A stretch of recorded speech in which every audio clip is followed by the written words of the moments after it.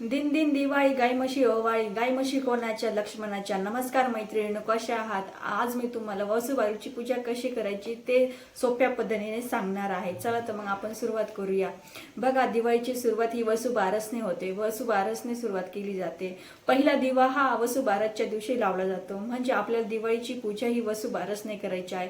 आपल्या हिंदू संस्कृतीमध्ये वसुबारस म्हणजे आपण गायीच्या पूजेला अनन्य महत्त्व असे दिले गेलेले आहे। आणि ते महत्त्व का दिलेले गेले आहे? साक्षात गायीमध्ये आपण म्हणतो माता लक्ष्मीचा वास असतो, म्हणजे साक्षात गायीमध्ये माता लक्ष्मी असते। म्हणून आपण माता लक्ष्मीची पूजा ही आपण रोज केली पाहिजे। म्हणजेच आपल्याकडे गायीची तिच्या बछड्याबरोबर पूजा केली पाहिजे आणि याला खूप महत्त्व दिले गेलेले आहे आपल्या हिंदू धर्मामध्ये। बघा, या वर्षी 28 ऑक्टोबर रोजी सोमवारी वसुबारस आहे आणि ह्याच दिवशी रमा एकादशी सुद्धा आहे। म्हणजे दरवर्षी रमा एकादशी आणि वसुबारस एकाच दिवशी येते।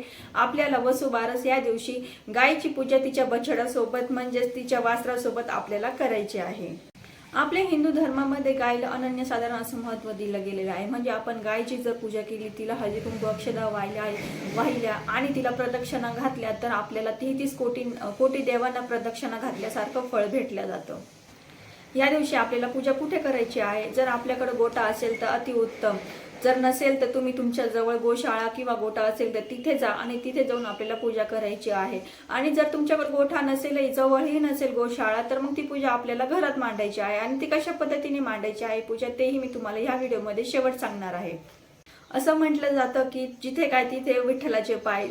तुमच्याकडे गाय किंवा वासरू असेल तर अतिउत्तम, नसेल तर तुमच्याकडे एखादी मूर्ती असली पाहिजे आणि ती तिच्या बछड्याबरोबर असेल अशी मूर्ती असली पाहिजे। तुम्ही त्या मूर्तीची ह्या दिवशी पूजा करू शकता। तर ह्या व्हिडिओमध्ये तुम्हाला वसुबारसची पूजा कशी करायची आहे, तिची मांडणी कशी आहे, तर हे तुम्हाला सर्व डिटेल्समध्ये मी सांगणार आहे।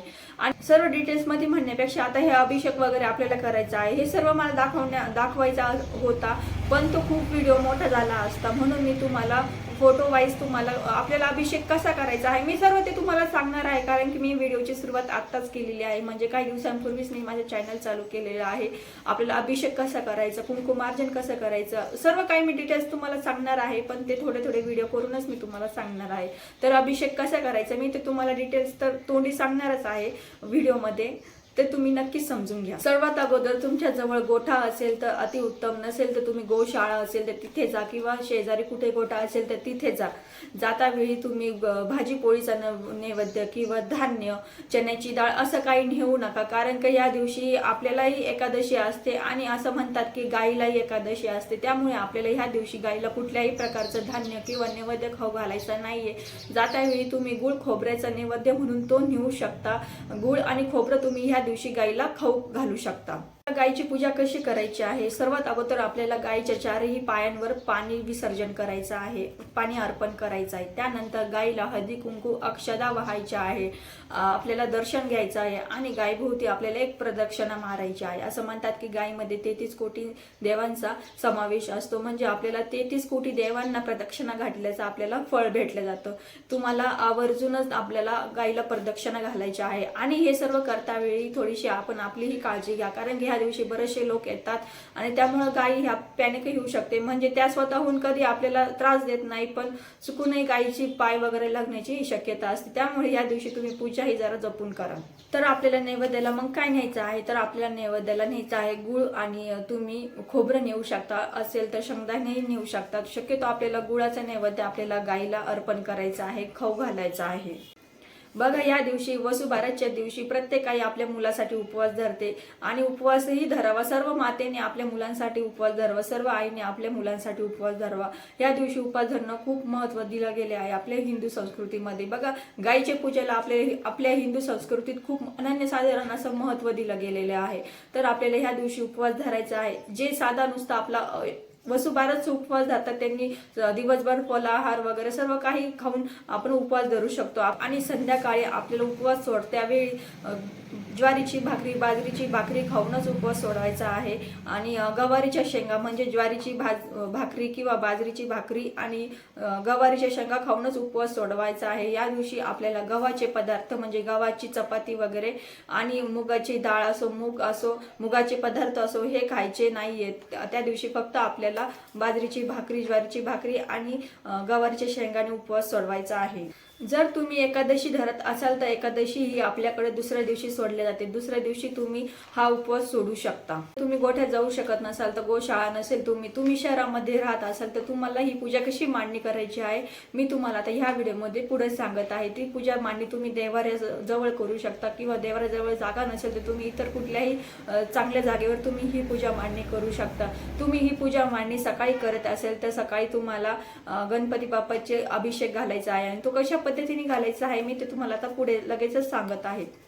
सर्वात अगोदर कोणतीही पूजा मांडणी करायची असेल तर त्याआधी आपल्याला साजूक तुपाचा दिवा लावून घ्यायचा आहे। त्यानंतर आपल्याला लाल वस्त्र चौरंगावर किंवा पाटावर मांडायचे आहे। त्यानंतर आपल्याला पूजेची सुरुवात करायची आहे।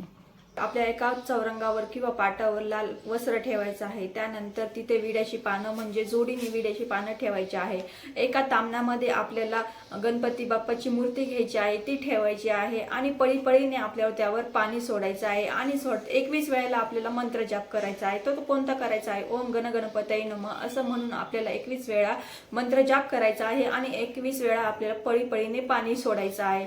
म्हणजे हा आपला अभिषेक पूर्ण अशा पद्धतीने आपल्याला अभिषेक करायचा आहे। आणि अभिषेक झाल्यानंतर मूर्ती उचलून ती स्वच्छ कपड्याने पुसून ती आपल्याला 2 विड्याची पानं ठेवली आहे तिथे आपल्याला ठेवून द्यायचं आहे। नंतर हळदी कुंकू अक्षता दुर्वा लाल जास्वंदीचं फूल नसेल तर तुम्ही साधं गुलाबाचं फूल लालही ठेवू शकता, कोणतंही लाल फूल ठेवू शकता आणि ते ठेवत्या वेळी आपल्याला ओम गण गणपतये नमः असं मंत्र जाप करायचा आहे आणि मनापासून गणपती बाप्पाची सेवा करायची। त्यानंतर आपल्याला आलं बाळकृष्ण। आपल्या प्रत्येकाच्या घरामध्ये बाळकृष्ण असतो।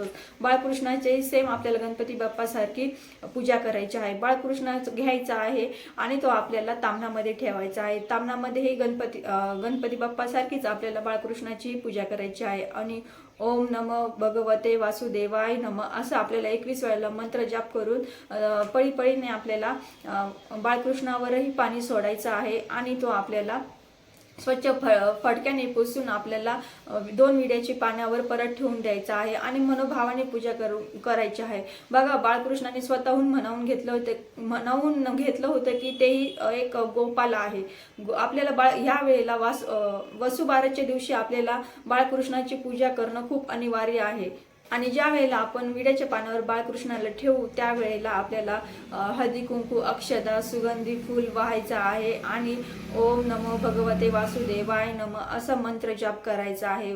हे सर्व वाहत्या वेळी त्याचबरोबर तुम्हाला गायीच्या मूर्तीची पूजा करायची आहे आणि ती मूर्ती तिच्या बछड्याबरोबर म्हणजे वासराबरोबरच असली पाहिजे आणि छोटीशी अशी पितळी मूर्ती भेटती बघा, ती तुम्हाला कुठेही दुकानामध्ये अवेलेबल होऊन जाईल। ती तुम्हाला एका तामणामध्ये ठेवायची आहे। त्यानंतर तिच्यावर पळीपळीने 21 वेळा पाणी घालायचं आहे आणि 21 वेळेला मंत्र जप करायचा आहे ओम नमो भगवते वासुदेवाय नमः असं म्हणून तुम्ही ती मूर्तीचा अभिषेक करायचा आहे। नंतर ती स्वच्छ कपड्याने पुसून ती तुम्हाला 2 विड्याच्या जोडलेल्या पानावर ठेवायची आहे। त्यानंतर तिला तुम्हाला हळदी कुंकू अक्षदा व्हायच्या आहे, मनोभावाने पूजा करायची आहे आणि असं म्हणायचं आहे की ही मी गोमातेची पूजा करत आहे आणि माझ्या घरामध्ये गोमाता आहे अशी मनोभावाने पूजा करूनच तुम्हाला ही मूर्ती आपल्या विड्याच्या पानावर ठेवायची आहे आणि फूल अक्षदा हळदी कुंकू व्हायचा आहे। शक्यतो तुमच्याकडे गजरा असेल तर अतिउत्तम, कारण की गायीमध्ये आपण श्री माता लक्ष्मीचा वास असतो, म्हणजे गायीमध्ये आपण साक्षात श्री माता लक्ष्मी असते म्हणून तुम्हाला मूर्तीला गजरा अर्पण करायचा आहे आणि नैवेद्याला तुम्हाला तर माहितीच आहे या दिवशी एकादशी असल्यामुळे असं म्हणतात की गाईला उपवास असतो म्हणून तुम्ही गुळ खोबऱ्याचा नैवेद्य अर्पण करायचा आहे। असं म्हणतात की तुळशी पत्राशिवाय कोणताही नैवेद्य ग्रहण देव करत नाही, त्यामुळे आपल्याला प्रत्येक नैवेद्यामध्ये तुळशी पत्र अर्पण करायचं आहे, मगच तो नैवेद्य आपल्याला देवाला दाखवायचा आहे म्हणजे अर्पण करायचा आहे। त्यानंतर तुम्हाला परत बाळकृष्णाकडे यायचं आहे, म्हणजे बाळकृष्ण मूर्तीला आपल्याला तुळशी पत्र अर्पण करायचं आहे आणि अर्पण करता वेळी आपल्याला ओम नमः भगवते वासुदेवाय नमः असं मंत्र जाप करायचा आहे 11 वेळेला। अशा पद्धतीने आपल्याला सोपी आणि साधारण अशी पूजा आहे आणि आपण ती करू शकतो। फक्त पूजेला आपल्याला 20 मिनिटं द्यायचं आहे, सकाळी 20 मिनिटं द्या, दुपारी द्या किंवा संध्याकाळी द्या। ही पूजा विधी तुम्ही दिवसभर कधीही करू शकता, असं काही नाही की तिचा मुहूर्त आहे, दिवसभर तुम्ही ही पूजा विधी कधीही करू शकता। शक्यतो आपण सकाळी आंघोळ वगैरे झाली देवपूजा करतो त्यावेळी आपण ही पूजा करणं अतिउत्तम आहे। तुम्ही तुम्ही ही सकाळी पूजा करू शकता, दुपारी करू शकता, संध्याकाळी करू शकता. नसेल तुम्हाला वेळ तर तुम्ही संध्याकाळी पूजा करू शकता. अशा पद्धतीने साधारण आहे ही पूजा, तुम्ही करू शकता. जरी तुमच्याकडे वेळ नसेल तर तुम्ही 20 मिनिटं द्या आणि आपण ही पूजा करू. कारण की असं म्हणतात की वसुबारसची सुरुवात ही माता लक्ष्मी म्हणजे गोमातेने सुरुवात केली पाहिजे. गोमातेपासूनच आपल्याला पूजा करायची आहे. 33 कोटी देवांचा वास ह्या गायीमध्ये असतो आणि म्हणून आपल्याला ही पूजा करायची आहे. अशाच नवनवीन व्हिडिओ बघण्यासाठी तुम्ही माझ्या चॅनलला लाईक करा, शेअर करा, सबस्क्राईब करा. अशाच मी तुम्हाला महत्त्वपूर्ण व्हिडिओ घेऊन येत राहणार आहे आणि ह्या चॅनलला कनेक्ट राहा. Bye bye.